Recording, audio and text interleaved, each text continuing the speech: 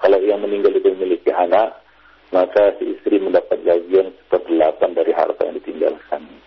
Nah, demikian. Adapun berkaitan dengan hibah hadiah, yaitu tidak ada batasan di sini hadiah kepada istri ya, hadiah kepada istri.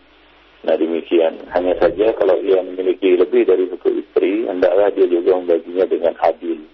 Karena Rasulullah telah memberikan ancaman kepada orang-orang yang tidak berlaku adil terhadap istri-istrinya, yaitu dia akan datang pada hari kiamat dalam keadaan separuh badannya timpang atau timpang, separuh dari badannya itu timpang.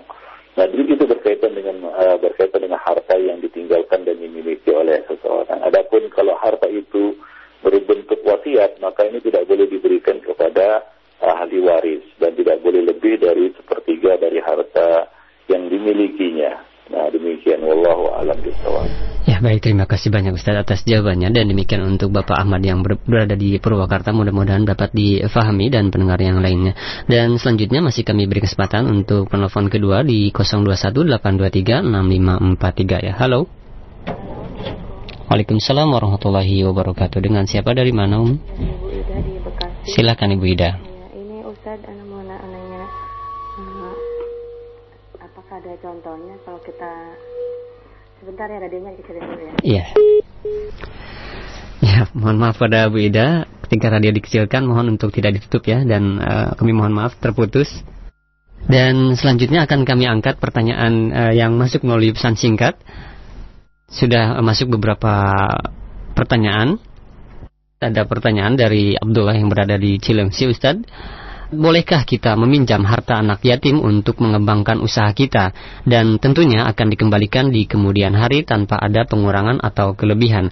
Apakah harus diberikan juga sebagian keuntungan uang yang kita pinjam tersebut kepada anak yatim yang tentunya sebagai pemilik harta? Silakan Ustaz.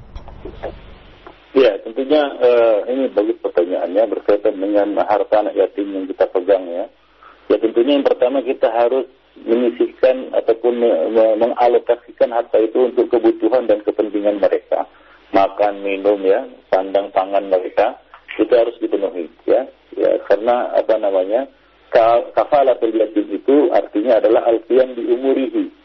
Alqiyan di umuri artinya mengurus urusan-urusannya.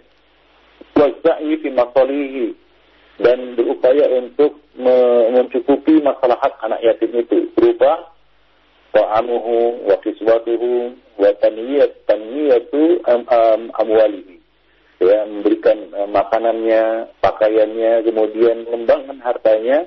In kana lahu mal, jika anak yatim itu memiliki harta. Wa in kana la mala lahu anfaqa alaihi, jika anak yatim itu tidak punya harta, maka anfaqa alaihi, kafilul yatim itu berinfak kepada anak yatim itu, ya, untuk makanannya, minumannya, pakaiannya, ya, semata-mata mengharap wajah Allah Subhanahu wa taala, semata-mata mengharap wajah Allah Subhanahu wa taala. Itulah arti dari kafalatul yatim. Nah, dalam hal ini jika anak yatim itu punya harta, ya, harta itu tidak lepas dari dua bentuk. Harta itu pas-pasan dan sekadar cukup untuk memenuhi kebutuhan mereka. Nah, kalau dalam kondisi seperti itu, ya, misalnya harta itu hanya cukup untuk memenuhi kebutuhan mereka saja, maka janganlah dia memakannya dengan menghabiskannya ataupun menggunakannya untuk hal-hal yang sekunder ataupun tidak primer, ya. Hendaklah dia mengalokasikannya lebih dulu untuk kebutuhan kepentingan anak yatim itu, untuk sekolahnya, ya, untuk makan minumnya dan kebutuhan urusan-urusan yang mendesak dan perlu dia pakai. Nah, demikian. Nah, kalau harta itu banyak berlebih, ya, lebih dari kebutuhan untuk kebutuhannya sehari-hari atau keperluannya yang penting, ya, seperti sandang pangan, sekolah dan jenisnya, maka dia boleh mengembangkannya. Ini termasuk tanmiyatu amwalihi. Ya, dia boleh mengambilnya ala wajhil qard. Tadi kita sebutkan 4 bentuk, ya, memakan dengan cara yang ma'ruf. Yang pertama, dia mengambilnya dalam bentuk hutang, ya, atau dia melibatkan harta anak yatim itu dalam bentuk mudharabah, yang keuntungannya dia kembalikan untuk anak yatim itu. Ya, atau minimal dia dia pinjam untuk dia kembalikan. Nah, demikian ya. Nah, dengan cara yang baik, yaitu janganlah dia menunda-nunda pelunasannya hingga ketika anak yatim itu dewasa dan berhak untuk mendapatkan harta itu, anak yatim itu tidak mendapatkannya atau tidak menemukan hartanya. Ya, jadi ini adalah tanggung jawab si kafilul yatim, orang yang mengurus harta anak yatim tersebut. Ikhwan fillah, azanillahu wa iyyakum jami'an. Nah, itu saja mungkin jawabannya. Oke, dan ini ada pertanyaan yang berhubungan Ustaz mengenai pertanyaan yang pertama tadi di pesan singkat dari Ummu Aisyah yang berada di Sumatera Selatan. Bagaimana pula jika orang yang meminjam tersebut itu ternyata usahanya bangkrut Ustaz dan tidak bisa mengembalikan harta anak yatim yang dipinjam tersebut? Apa yang harus dilakukan Ustaz? Silakan. Ya, yang pertama adalah ya seorang itu bertakwa kepada Allah Subhanahu wa taala di dalam mengurus harta anak yatim. Ya, maka dari itu orang yang mengurus harta anak yatim ini harus orang-orang yang cakap dan memiliki keahlian di dalam mengelola dan mengurus harta, ya, dalam manajemen harta. Dia adalah orang yang piawai, orang yang cakap di dalam mengurus harta. Makanya tadi kita sebutkan hadis Nabi ya, di mana Nabi SAW melarang ya Abu Dzar untuk mengurus harta anak yatim. Nah, kalau para seorang sahabat ya sekelas Abu Dzar ya dinilai oleh Nabi SAW tidak layak dan tidak patut dan tidak ahli dan tidak cakap untuk mengurus harta anak yatim karena kelemahannya di dalam manajemen harta. Ya, tentunya ini bisa menjadi pelajaran bagi kafilul yatim. Hendaklah mereka ya benar-benar bertanggung jawab penuh terhadap harta anak yatim itu. Nah, kalaupun itu dikembangkan, hendaklah dia kembangkan itu seolah-olah itu hartanya sendiri, yang mana dia tidak menginginkan kerugian dan kebangkrutan dari usaha yang diputarnya, kan begitu ya. Nah, demikianlah harta anak yatim itu. Jadi anggaplah harta anak yatim itu seolah-olah hartanya sendiri. Kalaupun dikembangkannya, dia akan berhati-hati di dalam mengembangkannya. Ya, di dalam memutarnya ataupun membisniskannya dalam bentuk perniagaan dan jenisnya. Nah, demikian. Dan kalaupun itu terjadi, ya hendaklah dia kembalikan ataupun dia kembalikan harta itu karena dia mengambilnya ala wajhil qard. Ya, dia mengambilnya dalam bentuk pinjaman ya ketika dia mampu untuk mengembalikannya. Nah, demikianlah ya ini mudah-mudahan ya, bisa memberikan jawaban atas pertanyaan tadi. Wallahu a'lam bishawab. Baik, terima kasih banyak atas jawabannya. Dan selanjutnya kami beri kesempatan kembali bagi Anda yang ingin bertanya melalui telepon di 0218236543 ya. Halo. Assalamualaikum. Waalaikumsalam warahmatullahi wabarakatuh. Dengan siapa? Dengan Bu Ida, Pak. Yang tadi ya? Enggak lainnya. Lainnya. Bu Ida di mana? Di Wisma Asri. Wisma Asri. Mohon dikecilkan radio monitornya Ibu ya. Biar tidak ada feedback. Silakan Ibu Ida. Ya, Pak Ustaz, barakallahu fiik. Assalamualaikum. Saya mau tanya Pak Ustaz. Saya kan punya 6 bersaudara, tapi orang tua kami udah meninggal. Halo? Ya, silakan Bu, silakan. Tapi kami belum sempat membagikan warisan ya Pak Ustaz, karena saya sekarang ada di Jakarta, sementara saudara-saudara saya ada di kampung gitu. Nah, saya udah coba untuk bicara dengan saudara-saudara saya, cuman sepertinya mereka tidak mengerti atau gimana gitu membagi yang ada itu, yang dari orang tua itu gitu. Gimana cara saya untuk menyampaikan kepada mereka gitu, bahwa hal itu memang harus dibagi berdasarkan hukum waris ya? Iya, betul. Ini masing-masing gitu. Ya. Mohon penjelasannya Pak Ustadz. Jazakumullahu khairan. Assalamualaikum warahmatullahi wabarakatuh. Waalaikumsalam warahmatullahi wabarakatuh. Bagaimana Ustaz pertanyaan mengenai masalah waris kembali Ustaz? Iya, ini Allah Subhanahu wa taala telah memberikan ancaman sebenarnya orang-orang yang tidak melaksanakan hukum waris ini ya. Ya, Allah Subhanahu wa taala mengatakan tilka hududullah wa may yuti'illaha wa rasulahu yudkhilhu jannatin tajri min tahtiha al-anhar khalidina fiha wa dzalikal fawzul 'adzim.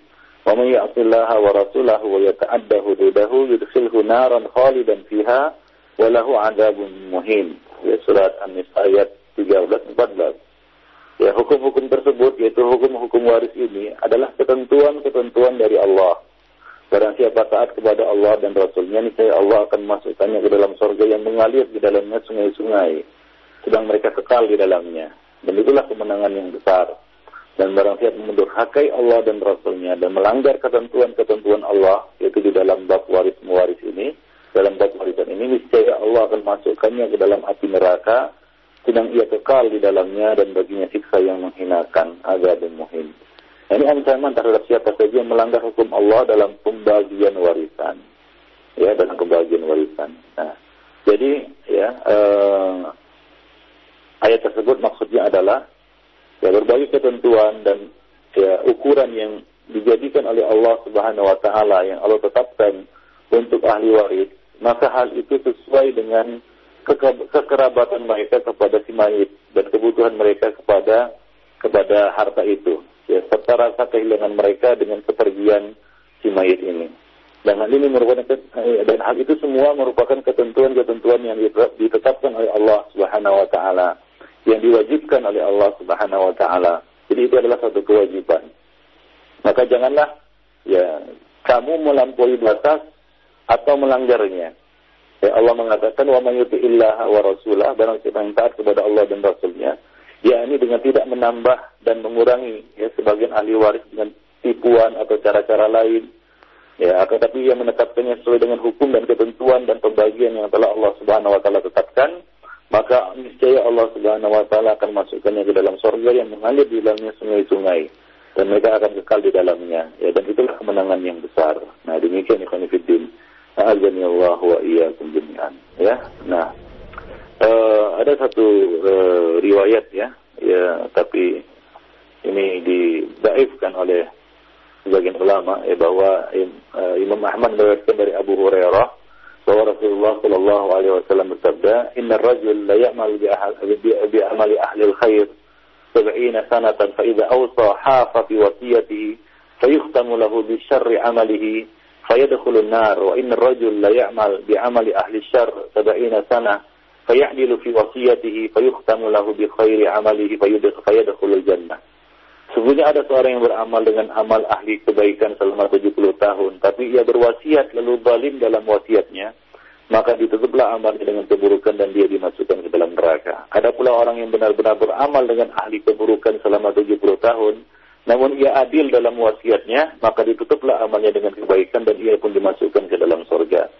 Nah, kemudian Abu Hurairah mengatakan, jika kalian mau, bacalah firman Allah Subhanahu wa taala, tilka hududullah. Itulah dia hudud Allah, hukum Allah Subhanahu wa taala.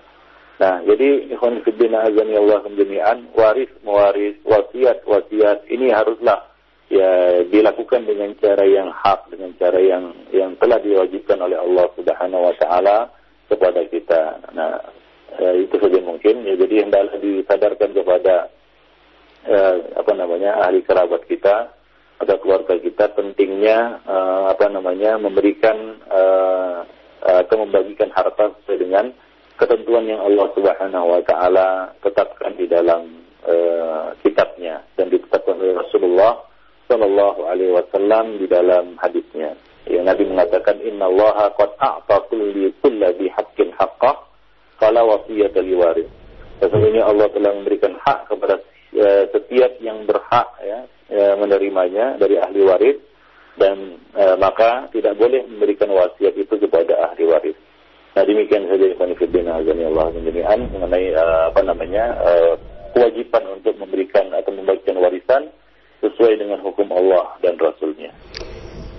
Ya, baik, terima kasih banyak Ustaz atas jawabannya. Dan selanjutnya kami akan beralih kembali di pesan singkat. Ada beberapa pertanyaan senada mengenai permasalahan memakan harta anak yatim ini, Ustaz.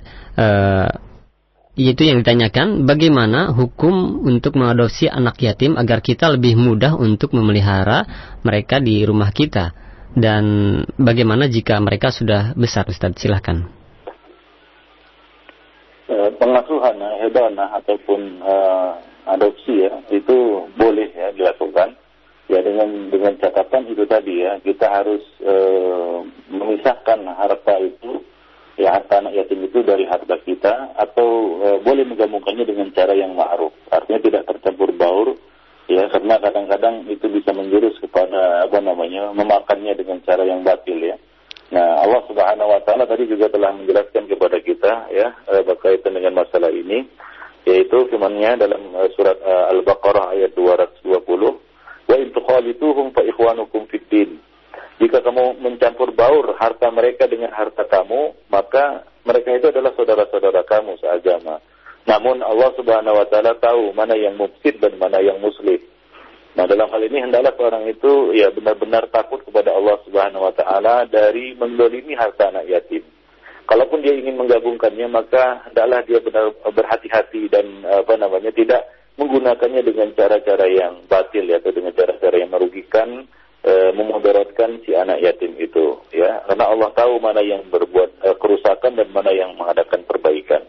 Ya, demikian, ya. Jadi kalau mau mengadopsi silahkan diadopsi, ya, tapi statusnya tetap sebagai anak yatim yang kita asuh. Kita adalah kafilnya, kita adalah walinya yang berkewajiban untuk mengelola dan mengurus urusannya dan mengelola hartanya dengan baik.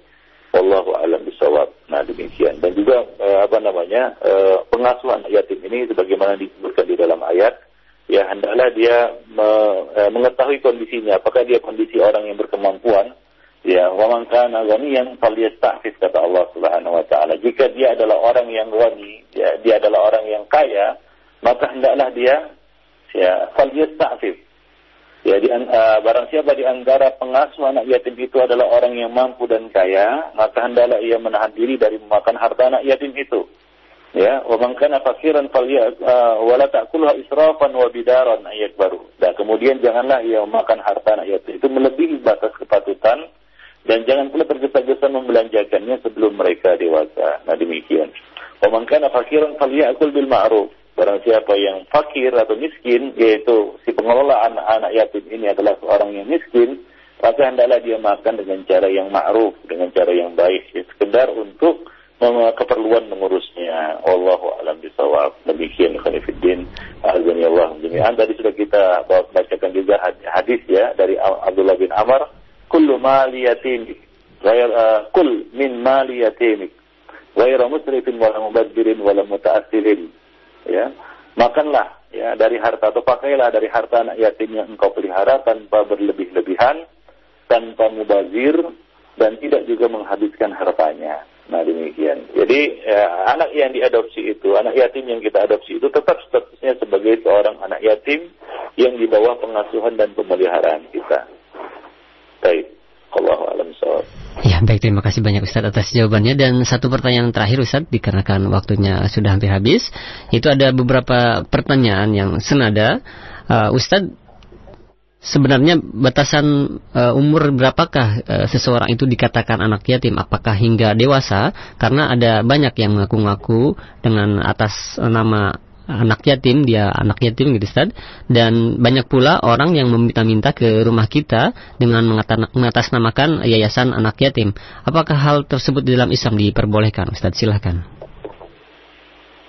Ya, yang pertama, ya, yatim itu atau status yatim itu berlaku sampai dia ihtilam, yaitu mimpi basah, baligh. Ya, sampai dia baligh. Nah, Rasulullah sallallahu alaihi wasallam mengatakan, la yutma ba'da ihtilam wala sumata yaumin ila lail. Ya, hadis riwayat Abu Daud dan disahihkan oleh Al-Albani di dalam Sahih Jami', yang artinya tidak ada status yatim setelah mimpi basah.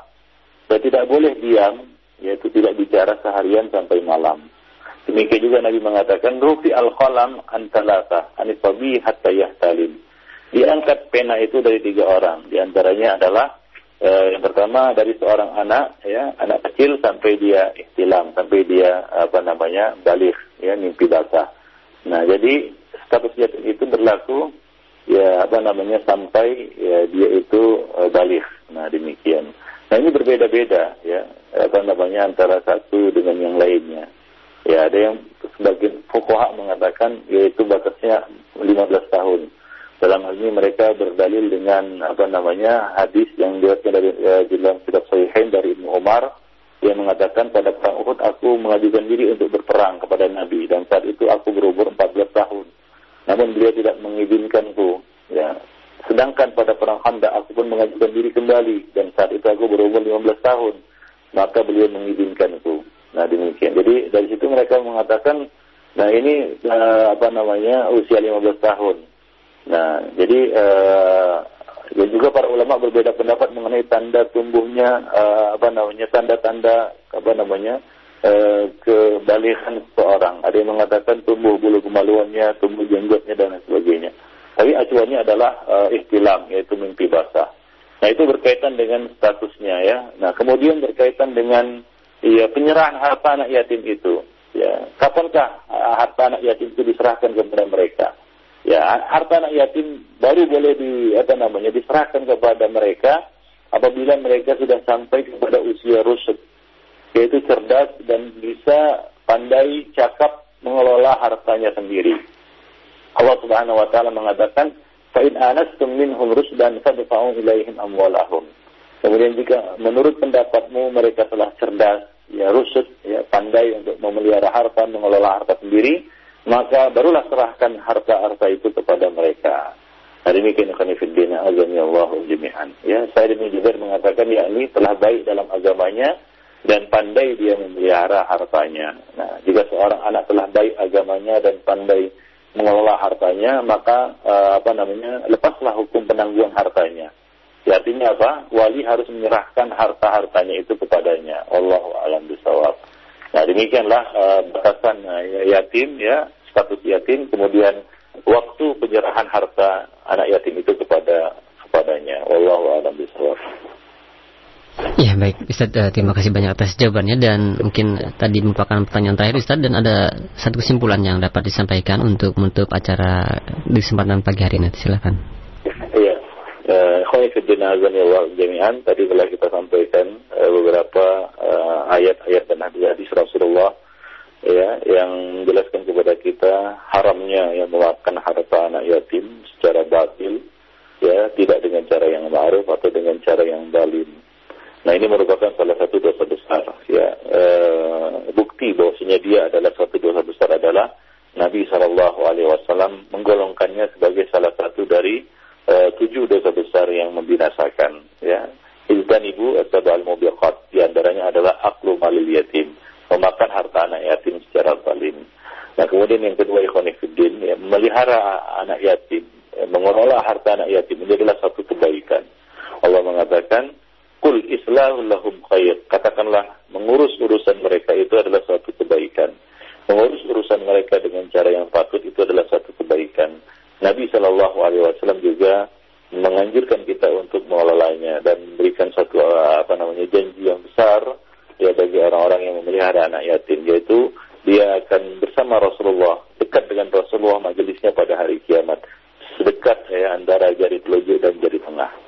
Nah, namun demikian bagi siapa saja yang tidak mampu untuk merasa tidak mampu untuk melakukannya, hendaklah dia lebih baik mengundurkan diri, sebagaimana Nabi SAW menganjurkan Abu Dzar Al-Ghifari untuk mengundurkan diri dan tidak mengelola harta anak yatim. Nah, jadi ini adalah tugas dan tanggung jawab yang besar, yang berat, yang harus dipikul oleh orang-orang yang cakap dan bisa untuk mengurusnya. Karena di balik itu akan tersedia pahala yang besar. Namun jika tidak bisa dilakukan atau dia tidak mampu melakukannya atau dia jatuh dalam kezaliman karena itu, maka telah tersedia ancaman yang berat, ya, atasnya. Nah demikianlah, ya, mudah-mudahan kita menjadi orang-orang yang memiliki semangat untuk memelihara anak yatim, ya, karena Rasulullah SAW mengatakan, "In aradta an talina ayalina qalbu fadmul yatima minka wamsah ra'sahu wa'inhu min ta'amika." Ya. Fa inna dzalika yalinu qalbuka wa taqdiru ala hajatik. Jika kamu ingin untuk melembutkan hatimu, maka dekatilah anak yatim, ya. Kemudian belailah rambut kepala mereka, usaplah kepala mereka dan berilah dia makanan dari makananmu, karena hal itu akan melembutkan hatimu, ya. Nah, itu akan melembutkan hati hajatimu, wa taqdir ala hajatik, dan engkau akan mampu untuk mencukupi kebutuhan-kebutuhanmu. Nah, demikianlah ikhwani fiddin azani wa jami'an. Ya, kajian kita pada hari ini lebih dan kurang mohon maaf. Subhanakallah bihamdik, asyhadu an la ilaha illa anta wa astaghfiruka